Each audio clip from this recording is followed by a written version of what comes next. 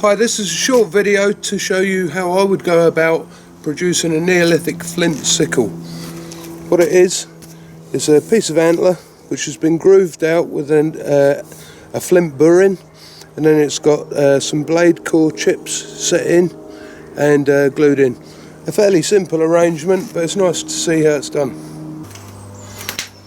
So what we're going to bring over here is a piece of flint which has been snapped off of another lump.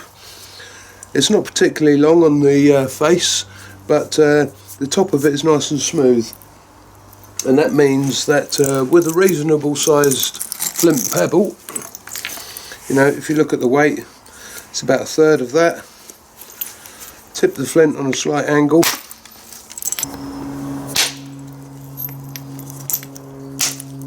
so we're going round from the edge, passing the flakes into this face to create something that looks a little like a horseshoe. And then you'll notice that between the flakes you're going to get proud edges. It's still got a little bit of this cortex here, so we'll clear that, and you can see that from a strong flake like that you're left with nice proud edges. And then what we can do is abrade the heads of them back so that there's a continual flow of flint just here, and quite simply pass small little blades out there, just like this, and it's these blades that we're going to be chopping down.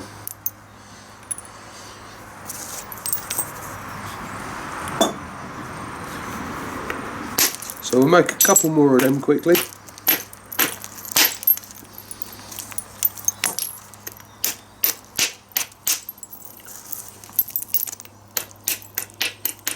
Don't worry if it looks a little bit wasteful to produce a good flake. All you want is a good form, and then you can pass them straight blades out. Look.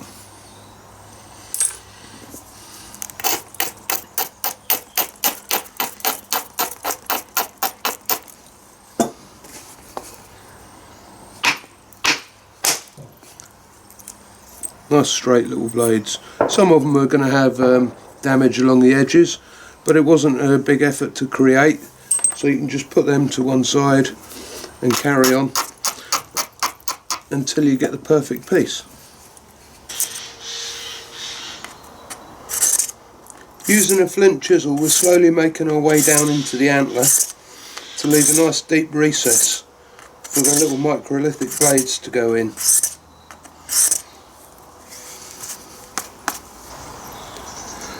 Each one of these little blades needs segmenting down so that the ends are squared off, and then what you can do is you can buttress them up to one another as you set them into the antler. The best way to snap these off is to put the smooth side facing downwards with the crest up and lay them over a tight ridge on a piece of stone. Then just quite simply with a little quartz hammer stone trim it off. Turn it round, trim it again, and then what you've got is that nice little segment, and that should go in and sit quite nicely into the antler like so. Once we get all our pine pitch glue ready and all of the other segments made, we should be able to laminate them in there nice and sweetly.